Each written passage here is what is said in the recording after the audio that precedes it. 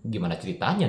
Mahasiswa nikahin ibu kos. Cuma dikenal sebagai bintang film, tapi juga the mother of Wi-Fi. Termasuk juga menguasai elemen tanah, angin, api, air, dan udara. Oi mate, sebelumnya aku ngucapin selamat Hari Kartini untuk seluruh perempuan yang ada di Indonesia. Dan aku ngucapin turut berduka cita untuk tragedi di Bekasi Timur. Dan nih, berhubung kita lagi hari-hari Kartini nih, aku mau nge-spill tokoh perempuan paling berpengaruh di dunia. Mau tau siapa aja? Yuk, learn with Sinar ya.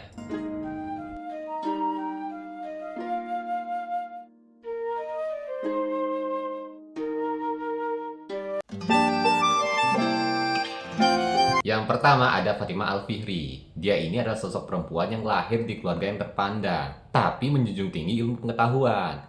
Nah uniknya nih, pada tahun 859 Masehi, dia menggunakan warisan keluarganya untuk membangun sebuah masjid di kota Fez, Maroko, namanya Masjid Al-Kawariyin, yang sekarang jadi Universitas Al-Kawariyin di Maroko, yang mana membuka jurusan seperti hukum, matematika, sampai ilmu filsafat. Nah, Masjid Al-Kawariyin yang sekarang berdiri itu tercatat sebagai salah satu warisan dunia oleh UNESCO. Dan menurut Guinness tercatat sebagai universitas tertua di dunia.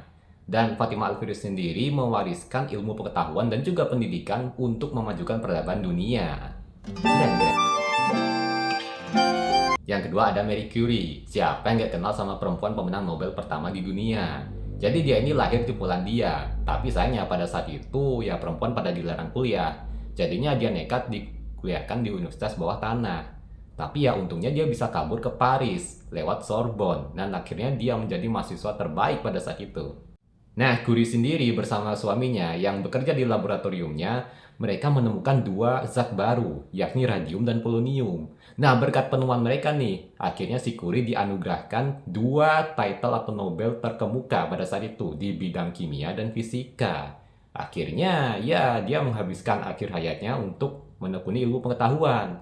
Nah, dari sini kita belajar nih, bahwa perempuan itu jangan takut buat berkarya. Yang ketiga ialah Ada Lovelace. Jadi dia ini lahir di abad ke-19, yang dikenal sebagai programmer perempuan pertama di dunia.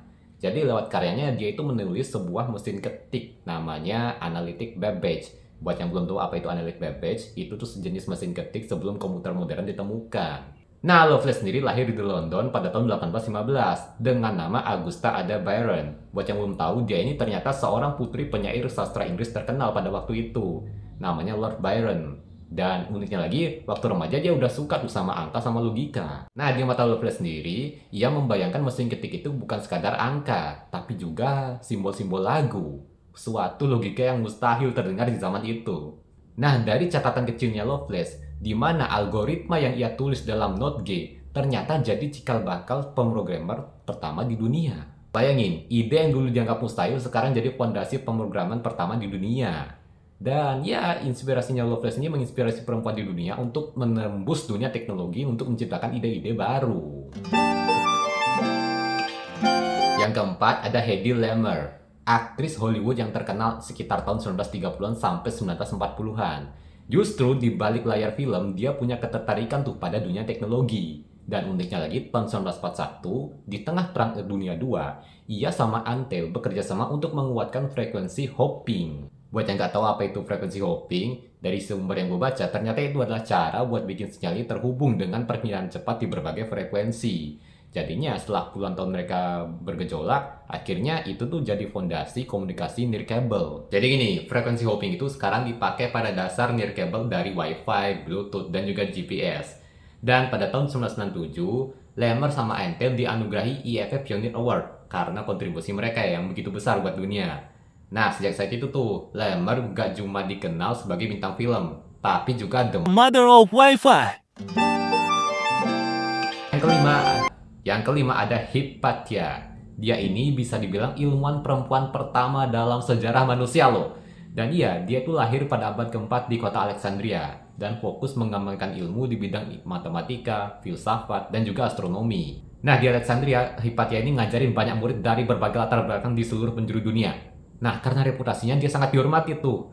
Dan dia ini fokus ngajarin pada penggunaan astrolabel, termasuk hubungan matematika dengan ilmu langit. Saking populernya nama Hipatia ini, sampai pada tahun 415 Masehi ia harus mati secara tragis akibat ketegangan politik dengan agama yang menyeret namanya. Dan ya, walaupun demikian, nama Hipatia ini terlanjur besar begitu dan menjadi pelopor bagi pergerakan perempuan khususnya dalam berkarya di bidang sains. Yang keenam ada Florence Nightingale, sosok pionir yang mengubah dunia keperawatan. Jadi dia ini adalah pionir dari keperawatan modern yang mengubah dunia keperawatan konvensional. Dan dia pun dikenal dengan julukan The Lady with the Lamp karena hobinya terus-menerus memantau pasien dan mengecek kondisi pasien pada malam hari dengan lentera. Nah, selama perang di Crimea, Nightingale ini selalu menggalakkan pentingnya menjaga kebersihan, terutama di rumah sakit militer. Dan justru ini efektif banget untuk menurunkan angka kematian. Iya, bener. Jadi gini, dia itu pakai yang namanya diagram Cox-Combe yang menggambarkan pentingnya sanitasi dalam mencegah angka kematian yang tinggi. Nah, dari sini kita belajar nih, kalau tangan kotor kudu cuci tangan. Nah, tahun 1860, Nightingale ini mendirikan suatu yayasan atau sekolah keperawatan pertama di dunia yang bersifat modern, tepatnya di kota London, Inggris, dengan nama Nightingale Training School. Jadi di situ Nightingale gak cuma ngajarin tentang teori-teori tentang keperawatan, tapi juga kudu ada pelatihan khusus. Nah, dari sini kita tahu bahwa Nightingale ini berkomitmen untuk menjadikan ilmu keperawatan bukan cuma tentang menyelamatkan nyawa orang, tapi juga tentang profesionalisme dan juga pendekatan ilmiah. Yang ketujuh, oke, kali ini kita balik ke Indonesia. Inggit Garnasih, siapa sih nggak tahu istri setianya Soekarno ini? Jadi ini dimulai ketika Bung Karno melanjutkan karirnya di kota Bandung saat menjadi mahasiswa dan berkuliah di Teknis C Hogeschool de Bandung. Ya, kalau bisa dibilang sih ITB versi sekarang lah ya. Nah, itu berlanjut di saat Bung Karno memilih kos-kosan dan bertemu dengan seorang ibu kos bernama Inggit Garnasih. Nah, lama-kelamaan nih, hubungan mereka jadi makin dekat tuh, dan akhirnya memutuskan untuk menikah. Nah, dari sinilah perjalanan romantis mereka dimulai. Gimana ceritanya?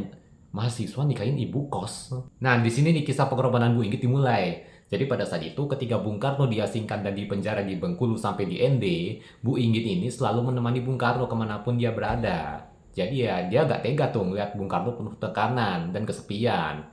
Tapi demi memenuhi kebutuhan hidup, Bu Inggit ini berjualan bedak dan juga jamu. Itu pun juga demi Bung Karno untuk bisa memperjuangkan kemerdekaan Indonesia. Ibarat kata pepatah cinta tak selamanya indah, beneran kejadian. Jadi pada saat itu ketika Bung Karno selesai menjalani masa tahanan, ya, keduanya jadi retak deh karena beda jalan. Akhirnya nih, Bu Inggit yang ngerasa gak mau dimadu karena Soekarno mau nikah lagi, akhirnya Bu Inggit ninggalin Bung Karno. Ya, elah. Yang kedelapan ada Kemala Hayati, Laksamana perempuan pertama di Indonesia. Jadi bisa dibilang beliau ini adalah Panglima Angkatan Lautnya Kerajaan Aceh yang pada saat itu pada tahun 1590 memimpin pertempuran dahsyat di Samudra Hindia. Jadi ya pada saat itu ya beliau itu turun langsung ke medan pertempuran demi membantu prajurit-prajuritnya. Turun langsung ke medan pertempuran loh, bukan ke gorong-gorong pencitraan nih. Fun fact-nya, Kemala Hayati ini punya Kopassus versi Aceh, namanya Inong Bale. Buat yang nggak tahu apa itu Inong Bale, itu tuh semacam pasukan yang terdiri dari kumpulan janda-janda pejuang perang. Jadi ya pada tahun 1599, beliau ini memimpin armada Laut Aceh dalam menyerang beberapa kapal-kapal Belanda dan berhasil menewaskan Cornelius de Houtman. Nah, strategi jitu Kemala Hayati dalam memimpin pasukan perang di Selat Malaka dalam mempertahankan jalur perdagangan akhirnya jadi inspirasi bahwa perempuan juga bisa berjuang dan berperang langsung di medan perang dan jadi gambaran besar bagi sejarah Indonesia. Yang terakhir nih, yang pasti kalian semua udah pada tahu, R.A. Kartini. Ya, jadi gini, pada saat itu tuh adat itu ngelarang perempuan buat bersekolah. Apalagi kalau mereka udah ketahuan datang bulan di hari pertama. Jadi ya tinggal nunggu dipingit dan dilamar aja deh. Fun fact-nya, Kartini ini orangnya kutu-kuku banget. Dan punya mimpi buat kuliah di Belanda. Tapi ya karena kondisi politik dan juga adat di masyarakat jadi kandas deh. Tapi tenang, dia punya sahabat namanya Aben Denon.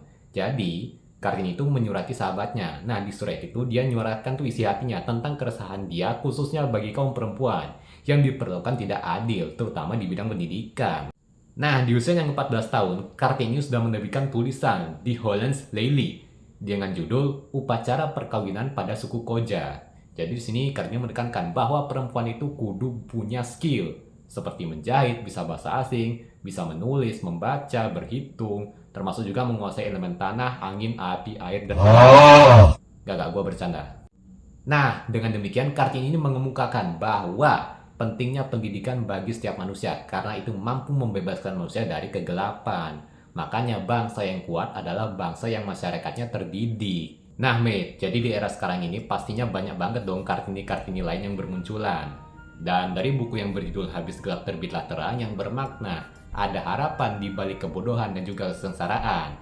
Itu pun kalau ada yang mau ngidupin lampunya, alias ada yang mau belajar. Kalau enggak, ya gelap lagi deh. Oke mate, itu saja dari gua. BTW selamat Hari Kartini buat yang merayakan dan juga seluruh perempuan di Indonesia ya. That's all from me. Thank you. See you next with Saint Arya. Bye bye.